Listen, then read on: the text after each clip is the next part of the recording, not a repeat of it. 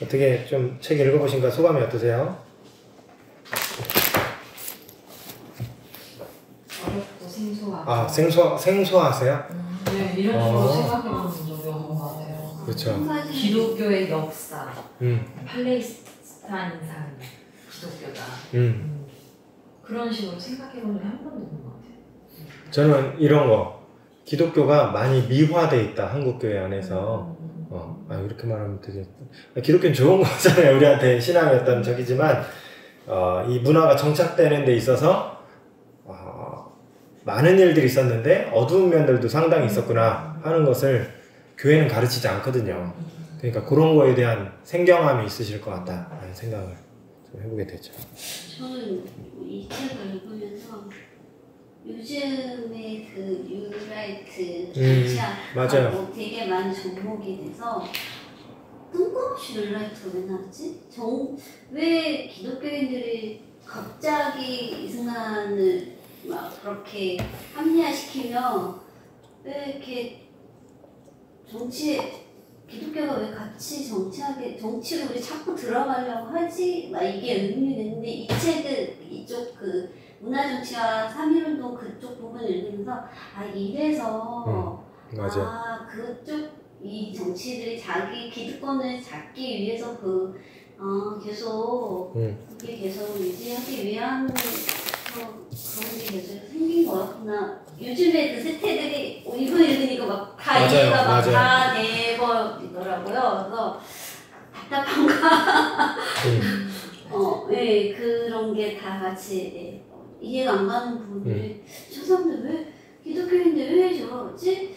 하나님의 이름으로 저래도 되나가 이걸 읽으면서 우리나라 기독교에 이렇게 정착이 됐기 때문에 이렇게 할 수밖에 없구나라는 게 이해가 가는 거죠. 같은 텍스트를 보고 있는데도 해석이 그렇게 다를 수 있구나 하는 거를 좀 알 수가 있고 그렇죠. 그렇게 하고 여기서는 좀 잘못된 것만 꼬집는 건 아니에요. 사실은 그 시대, 그 험난한 시대를 살아가면서도 그럼에도 예수의 도를 붙들고 살았던 사람들이 있고 그러한 집단들이 있었다 이 얘기를 그 다음 챕터에서부터 계속 해나간단 말이죠. 그러니까 희망이 이제 있는데 주류 기독교 당대에 기독교가 어떤 선택을 했고 어떤 잘못을 했는가를 이제 지금은 이제 좀 살펴보는 거죠. 서론이니까. 예. 그래요. 저는 그러면서 든 생각이 중국하고 일본은 기독교가 저희보다도 더 일찍 들어왔는데도 빨리 사라졌잖아요. 근데 저희는 되게 이렇게 길게 존속할 수 있고 오랫동안 남을 수 있는 게 어쩌면 기득권 세력들이 입고 있는 그런 것들이 있어서 오히려 더 오래 유지되지 않았을까라는 생각도 저는 해봤어요. 이게 밑에 하층민들이 믿고 있는 것과 그 위에 기득권 측면에서 믿고 있는 것과는 유지 상태가 틀릴 수밖에 없다는 생각들이 들어서 그래서 좀 더 우리나라가 물론 그 이외에 다른 것들로 인해서 우리나라가 더 기독교에 대해서 이렇게 부흥해 나간 면도 있지만 좀 더 커지고 그런 것들이 이것도 한 몫을 하지 않았을까라는 생각도 좀 들었었어요. 맞아요. 그렇게 기독교를 사회적으로 연구하는 학자들이 그런 얘기도 많이 해요. 그래서 경제 발전과 기독교가 함께 컸다. 그래서 그 사이클과 함께 같이 컸고, 맞아요. 교회가 정치를 도와줬고 정치가 교회를 도와줬고 그렇게 해서 경제 성장 이 사이클과 교회의 규모화되는 것과 또 한국 그 교계를 살펴보면 일치하고 있고 그런 것들이 있다는 거죠. 그러니까 좀 불편한 부분들이 있어요. 이런 얘기하면은 우리 교회만 해도 좀 이것과는 좀 멀리 떨어져 있지만 이런 얘기들을 어디 강남 한복판에서라든지 순복음교회에서라든지 할 수가 없는 거죠. 네, 저는 예전에 배울 때 기독교는 어쨌든 중립이라고 배웠었거든요.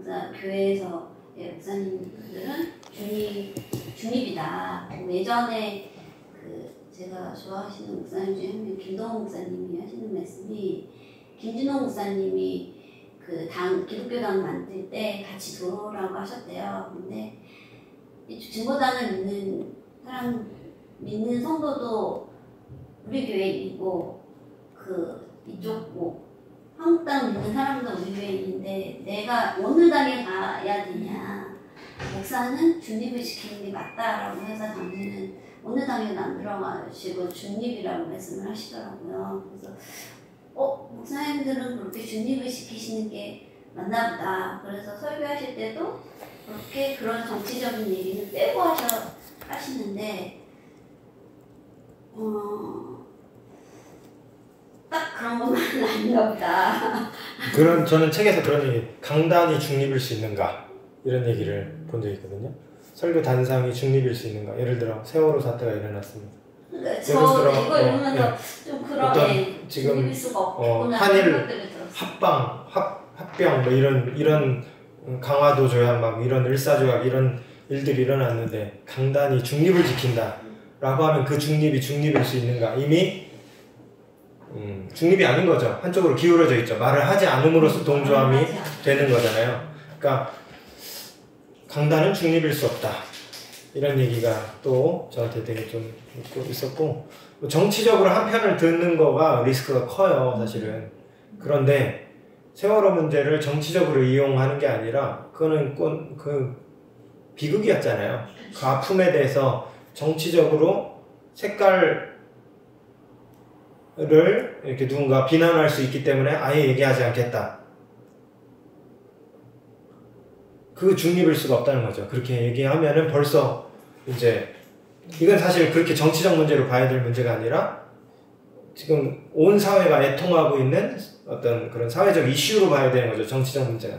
그러면서 이런 비극이 일어난 거에 대해서 함께 마음을 같이 하고 또 뭐 그런 거죠. 그런 식으로 바라봐야 되는데 너무 민감한 문제에 대해서는 얘기조차 교회에서는 그런 얘기 하면 안 돼. 이렇게 하면서 닫는 게 사실 그럴 수도 없고 중립을 지킨다고 하지만 중립일 수도 없고 그거 자체가 또 옳은 것도 아니고 이렇게 하는 얘기들을 제가 읽어봤을 때는 되게 저는 공감이 됐어요. 그래서 조심스럽지만 얘기해야 된다. 강단은 어떤 문제에 대해서 그런 거죠. 저희 이제 그 친정교회 갔을 때 그 의사분들 파업하는 이야기를 이제 설교하시다가 하시더라고요.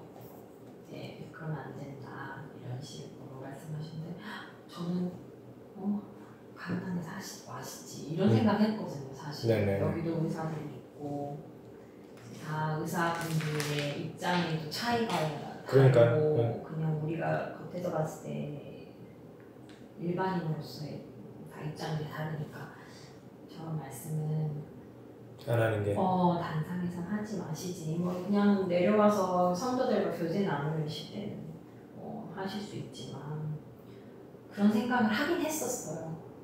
그래서 정치적인 입장을 드러내는 게 저는 반대하는 지금도 공개적으로 그렇게 정치 성향을 드러내는 거에는 약간 그럴 것 같아요. 그렇죠. 나랑 다를 수 있으니까. 그러니까 성도들 자꾸 떠나가고. 다 다를 수 있으니까.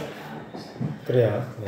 그래서 전 이 책을 읽으면서 그 각자가 생각하는 공의와 정의가 다르고 이게 누가 봐도 저건 아니다 하는 것들이 있지만 그렇지 않은 문제들도 많잖아요. 각자 처한 입장에서 생각이 다르니까. 그래서 더 읽어봐야 되겠다. 네. 의사 파업도 저도 뭐 잘 모르겠지만 좀 그냥 명분이나 이런 것들을 보면은 그렇게 해서 당장 파업을 함으로 말미암아 당장의 의료 혜택을 못 받아서 죽어가는 서민들, 시민들이 있다면 그건 의사 파동이 잘못된 거죠. 파업하고 하는 것들이. 더 거시적인 면에서 정책이 잘못돼서 시스템이 잘못되고 그래서 더 길게 봤을 때에 이것이 나중에 어떤 비극과 파국으로 미치게 될지를 생각해보는 사람들 입장에서는 지금 당장의 고통을 감내해서라도 이건 바로 잡아야 된다 이렇게 또 얘기할 수도 있을 것 같아요. 그러니까 그런 문제는 강단에서 얘기할 때 뭐 하나가 옳다 그르다를 얘기하는 게 되게 사람들이 생각이 다 다르기 때문에 그것 때문에 그러니까 복음을 전하는데 방해가 될 수 있을 것 같아요. 그것 때문에. 정치 문제는 진짜 가족끼리도 조심스럽잖아요. 네. 저희 집이 맨날 남편하고 얘기하면 싸워가지고 저희 남편은 국힘당이고 저는 민주당 쪽이랑 싸웠어요. 가족끼리도 절대 얘기하지 않아. 정치적으로. 진짜 중요하죠. 그래서 막 뭐 유튜브나 이런 거 뉴스 같은 걸 저는 잘 안 보려고 하거든요. 나를 어지럽힌다고 생각이 드는 것 같아요. 감정적으로 또 그렇고 나는 이제 막 이렇게 좀 알아가고 있는데 막 어지럽힌다고 해야 되나? 요동치게 만든다고 해야 되나? 이해합니다. 그런 면들이 있어서 오히려 닿게 되는 것 같아요. 정치에도 그렇고 막 그런 것 같아요. 근데 이제 이거는 과거에 있었던 일들에 대한 이제 이야기들이니까 이렇게 뭐 3.1운동 전후로 이런 식으로 색깔이 바뀌었구나. 결국에 기독교의 성장에도 사람의 탐심이 들어있구나. 이런 것들이 들면서 이것도 하나님의 주권 안에 있었구나. 어떻게 보면 우리나라가 나라를 뺏겼다가 다시 찾고 막 이런 과정들이 있는 와중에 기독교가 들어오고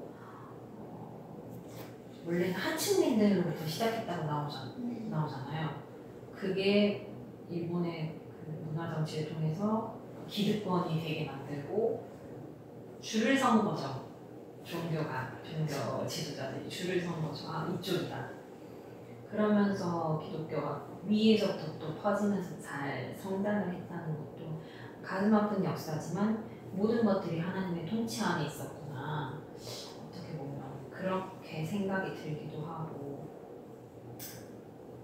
그 부분이 좀 조심스러워요. 근데 왜냐하면 하나님의 뜻으로 가면 제럴드 시처로 다시 가면 그 비극을 맞게 하신 게 하나님이냐라는 거랑 연결이 되죠. 그렇게 되면은.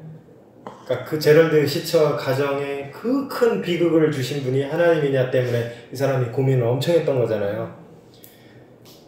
그러니까 지금 일본을 통해서 이렇게 해서 나라가 발전되게 하고 또 기독교도 뿌리내리게 된 것은 더 넓은 하나님의 손 안에 있었다. 이게 조심스러워요. 이 말이. 그것도 나오고 여기 나오고 일본 이렇게 일제치하 이런 것도 하나님의 뜻이다라고 그거 이제 그것도 과연 정말 그럴까? 그거 정말 사람의 욕심 때문에 비롯된 건데 사람의 욕심으로 비롯된 건 그러니까 극우 보수 기독교인들이 그런 얘기들을 보통 하는데 근데 다시 교통정리를 좀 하자면 그럼 하나님의 주권은 어디까지에 미치느냐 이 문제거든요. 하나님 주권 없이는 참새 한 마리도 땅에 못 떨어지는데 그렇게 한다면 이 모든 사건의 배후에는 하나님 계시는 거 아니냐. 제럴드 시처 문제예요. 결국에는 그 문제인데 근데 하나님이 악을 주도하진 않는다.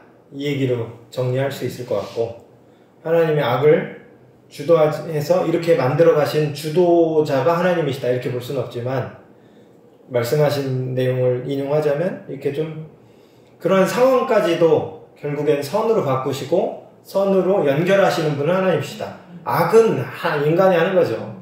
인간이 다 이렇게 자기 탐욕에서 하지만 그런 악한 날에 사용하려고 바로를 남겨두시고 바로는 직결심판에서 죽일 수도 있는 게 하나님의 뜻인데 그런데도 악한 날에 사용해서 이스라엘을 선으로 바꾸어 가시기 위한 도구로 바로를 남겨두시듯이 악한 상황들을 하나님이 하신 건 아니지만 일제시대라든지 어떤 악한 그 하나님이 했다가 우리 하나님 못 믿죠.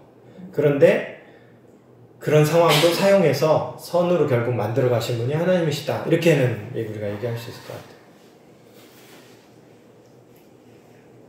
저는 이제 읽으면서 저 대학교 때 제가 좀 생각이 났는데 저 이제 공이학번이에요. 공이학번 때 제 1학년 때 무슨 일이 있었는지 그 미선이 교수님 사건이 있었어요. 그렇죠. 미군 트럭. 모르는 사람들이 있어요. 탱크. 네, 저 딱 그 공이학번 때였어요. 그래서 저는 운동권이었어요. 저는 이제 데모도 되게 많이 하고. 그 이슈가 터졌으니까 그거에 대해서. 전에 있었던 그 소파 협정 이제 그것 때문에 좀 되게 많이 그 미국에 대한 반미 감정이 되게 심한 상태에서 또 미선이 요새 사건이 터지고 많이 그랬었어요. 그리고 저는 그걸 했었어요. 노래패. 어떤 거요? 노래패. 노래패? 네. 대모한테 가서 앞에서 노래 부르고. 그래요? 그거 했었어요. 정말. 네네. 그러니까 정말 되게 근데 저 친구 중에 이제 CCC가 있었어요. 근데 그 친구가 저한테 저 이제 기독교인 걸 아니까 하지 마라. 나한테 하지 말라고 해서 기도해야지.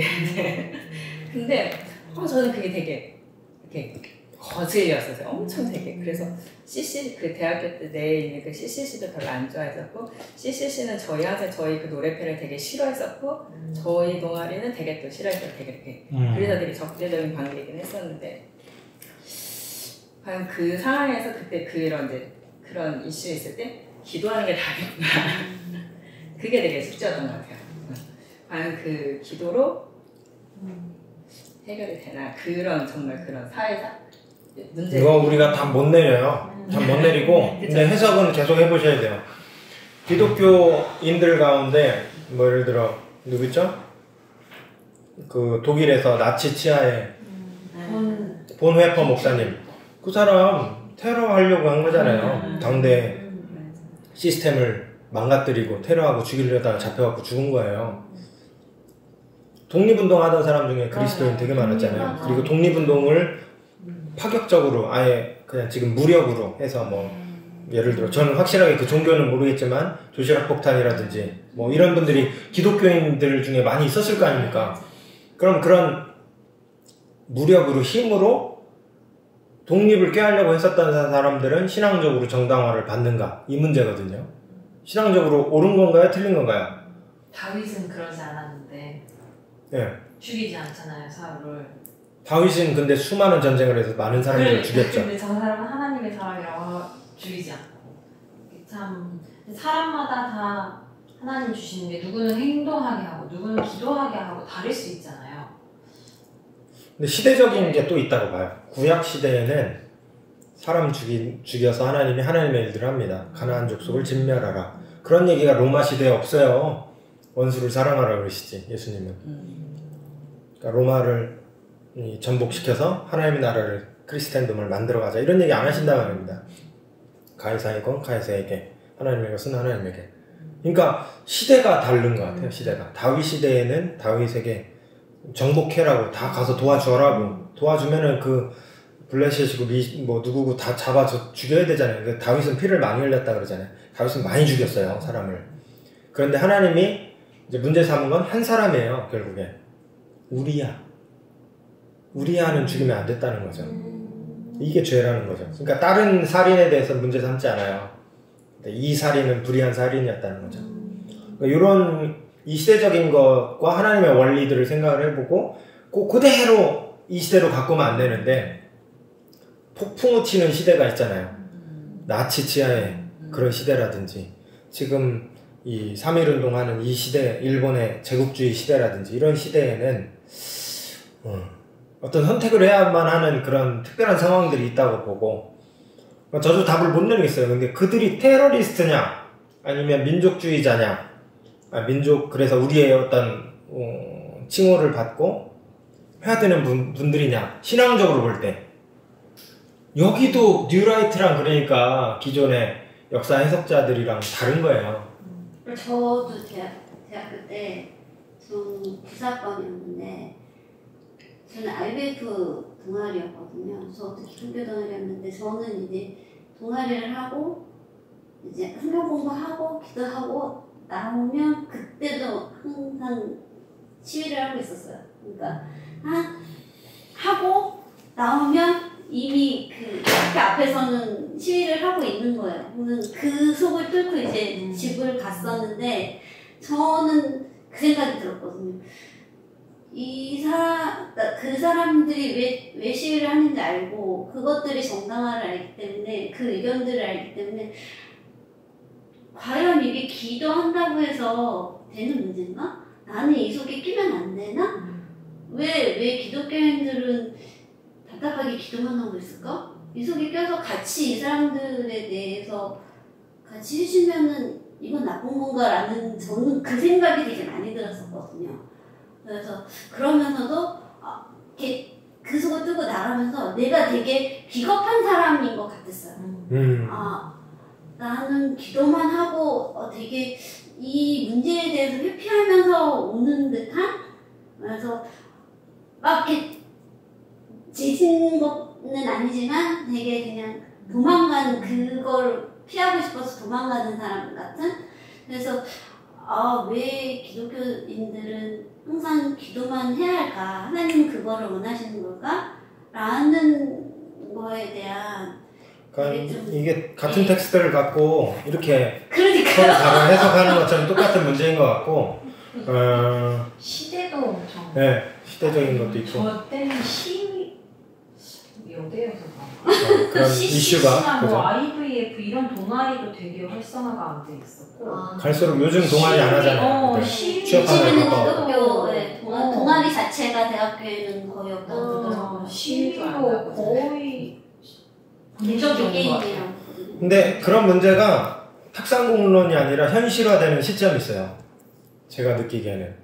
왜냐면 내 아들이 내가 피해자, 당사자가 되면 기도만 하고 있을 수 없을걸요? 그러니까 그 사람들이 왜 그렇게 거리로 뛰쳐나왔는가를 생각해보면 당사자들인 거예요. 피해자들인 거고. 그 일에. 혹은 그게 피가 끓는 선지자적 마인드를 갖고 있는 거예요. 선지자들은 그 제가 7세기 문서 선지자들의 특징들을 그 전에 한번 얘기한 적이 있었는데 죽음을 불사하고 하나님의 메시지를 불을 던지잖아요. 그 사람들이. 그러니까 그 아픔이, 약자들의 아픔이 내 아픔으로 다가오는 사람들이 거리로 뛰쳐나오고 바로 앞에 서고 당대 권력자 앞에 서서 하나님의 불을 던지는 거죠. 그렇게 하고 감옥 가고 처형당하고 하지만 그를 하는 거죠. 그래서 모르겠어요. 기도도 해야죠. 하나님은 또 기도를 통해서 일하신다고도 하셨고. 근데 기도만 하고 있는 거가 신앙이냐라고 했을 때 어쨌든 제가 답을 드리기보다 이 책은 그렇지 않은 것 같다라는 입장에서 계속 서술해 나가는 거예요. 그래서 한번 생각들 해보시라고. 그리고 지금 제가 이 책을 읽으면서 저도 여러 번 읽었던 책 다시 읽었는데 여기에서 말하는 친일적인 행동을 보이는 그런 사람들의 얘기가 딱 눈에 이 사람 지금 누구 딱 얘기하고 싶었는데 지금은 되려 너무 많아서 얘기할 수가 없는 시대가 돼버린 게 너무 웃겨요. 이게 지금 그 얘기하는 거라고. 몇 년 전에 누구가 그런 얘기 했지 않냐고. 제가 그런 얘기로 누구를 들을 텐데 얘기 들을 필요가 없어요. 지금 뉴스에 나오는 게 다 그런 사람들 얘기니까 지금. 요즘에 나오는 정치인들의 얘기가 딱 여기 나오는 사람들이 지금 상황이 어떻게 이렇게 돌아가는지 모르게 할 정도로 이렇게 되고. 또 하나 이제 누구죠? 그 근대의 최고의 그 신정통주의 누구 신학자가 있는데 갑자기 이름 생각이 안 나는데 그분 우리 통합 측에서는 거의 영웅처럼 이렇게 위대한 분으로 이렇게 좀 하는 분이에요. 칼바르트인데 그분이 한 손에는 성경, 모든 그리스도인들은 한 손에는 성경, 한 손에는 신문을 들어서 하나님의 말씀이 이 시대에 이런 얘기들을 했단 말이에요. 이런 얘기도 설교 중에 많이 들어보셨죠? 한 손에는 성경, 한 손에는 신문. 이 신문은 지금 안 보지만 신문이라고 생각하지 마시고 시대의 흐름을 읽어라는 얘기잖아요. 이 얘기가. 그런 걸 생각해보면 이제 집사님이 아까 그 얘기 하셨는데 머리를 복잡하게 하는 게 맞아요. 그리고 당장에 내가 할 수 있는 것도 없어요. 당장 내가 뭘 시대를 바꿔나갈 수 있겠습니까? 그래서 내 마음만 어지럽게 하는 것 같고 저도 그래서 참 곤란한데 다 안 볼 수도 없어요. 안 봐지지도 않더라고요. 저 같은 경우는 계속 봐지더라고요. 그래서 그러면서 계속 열받아 있어요. 계속 열받아 있어요. 이 상황을 이제 타파하려고 이제 집사님은 이제 안 보는 쪽으로 생각해보고 계시는 것 같은데 관심을 가져야 되는 게 맞다라는 게 그 바르트의 얘기예요. 바르트. 저는 뉴스를 항상 보거든요. 저는 9시 뉴스 이렇게 저녁 뉴스를 항상 봐서 그 하루의 뉴스를 정리를 해서 보고 그거에 대해서 이제 너무 큰 뉴스에 대해 요즘에 의료정신 같은 거는 아이랑도 얘기를 해요. 일부러 얘기를 해요. 어쨌든 나중에 뭐 논문, 그러니까 논술을 할 때에 그런 화제들에 있어서도 이런 걸 자꾸 토론해야 너가 그럼 할 수 있다라고 해서 얘기를 하기도 그런 것 때문에 하기도 하지만 아이들한테 시대의 흐름은 알려줄 필요가 있다라고 저는 생각을 해서 저는 제가 뉴스를 보고 아이들한테도 그 뉴스에 대해서는 좀 세세한 건 아니지만 큰 뉴스에 대해서는 알아서 시대의 흐름을 알기 위해서 알려주기 위해서 뉴스를 보는데 물론 이렇게 열이 받는 것도 있고 그러니까 뉴스를 보면서 요즘에는 화가 많이 나죠. 정치인들의 그런 행태들 보고 대통령이 하는 행태들 보면 화가 나기도 하지만 저는 그 안에서도 교훈이 있다라고 봐요. 이 사람들이 이렇게 했으니까 앞으로 내가 뭐 국회의원을 뽑을 때 누구를 뽑을 때 좀 더 이렇게 해서 잘 뽑아야지 또 교훈이 될 수 있고 그리고 이런 상황들이 닥쳤을 때 좀 더 이렇게 해야 되는구나라는 그런 뉴스 가운데서의 교훈을 얻기도 하고 그래서 저는 시대의 흐름을 읽기 위해서 뉴스는 저는 필요하다고 생각을 해서 저는 그래서 뉴스를 보고 있어요. 그 FEBC 극동방송 그 김장환 목사님 네. 그분 극동방송 그리고 명성교회 또 뭐 저기 누굽니까 그 김장환 그분이랑 또 사랑의 교회 그러니까 지금 대표적인 교회의 목사님들 이영훈 목사 저기 순복음 그러니까 우리나라의 세계에서 제일 큰 교회들 다 있는데 그 교회 목사님들이 윤석열 대통령 다 유수해줬어요. 그때 할 때. 근데 여기에 왕자 있었고 그랬잖아요. 그런데 교회가 교회의 가르침을 따른다면 그런 무속 이런 걸로 좀 얽혀있는 것 같이 보이는 그 사람에게 회개를 권면할 망정 그렇게 축복 기도해주는 거는 안 되는데 그렇게 해서 그게 상징적 행위로 모든 매스컴에 또 나갔잖아요. 기독교 언론에. 그럼 교인들이 다 영향을 또 받잖아요. 표가 많이 가고. 그런 것들을 생각해 보면 제가 무슨 얘기를 하는 거냐면 결국에 주류 기독교가 밀었고 그러니까 기독교 전체가 밀었다입니다. 주류 기독교가 밀었고 밀은 데에 그 저 밑바닥에는 윤석열 그분이 후보자가 돼야 하는 어떤 이해관계가 있었다라고 볼 수밖에 없는 거죠. 아니 성경적으로도 옳지 않잖아요. 성경적으로도 이 바알 신앙과 결탁하는 자들을 다 없애라고 하는 게 성경 말씀이 저기인데 모든 무속 신앙과 박수와 무당을 다 숙청해라 구약의 메시지들이잖아요. 하나님과 겸하여 섬기는 걸 하나님 허용하지 않겠다 이런 건데 분명하게 보여지는 그건데도 이렇게 밀어줬다는 거죠. 거기 안에는 그러니까 그 얘기에 뭘 얘기하냐면 이게 사실은 제가 그 얘기까지 하고 싶은데 주류 기독교의 탓으로 돌릴 수도 없고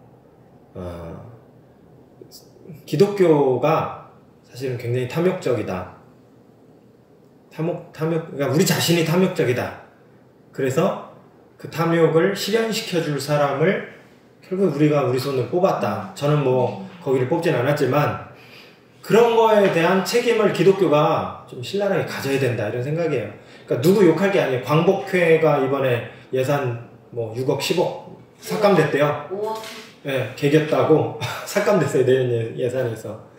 근데 그걸 생각해 보면 그때 당시에 다 지지했거든요. 다 지지했어요. 기독교도 지지하고 근데 지금에 와서야 이제 후회하지만 결국에 이 후에 하는 우리가 반성해야 되는 거고 뽑아준 게 결국 우리 손에 의해서 뽑힌 거고 그래서 그런 부분이 똑같은 일이잖아요. 일본 예편의 선과 자기들을 지켜줄 그리고 자기들에게 좋은 정책을 내줄 그러니까 지금은 대부분이 아니고 항상 기독교, 주류 기독교 말씀하신 주류 기독교가 보수면에 있기는 하잖아요. 보수면에 있다는 건 지금 돈 있는 사람들을 지켜주는 사람들이 다 보수고 기독교도 그렇다는 거고 그러니까 권력을 잡고 있으니까 자기들이 좀 정책을 내줄 대통령을 뽑는 거죠. 계속해서. 근데 여기 그렇게 뭐라고 해야 되지?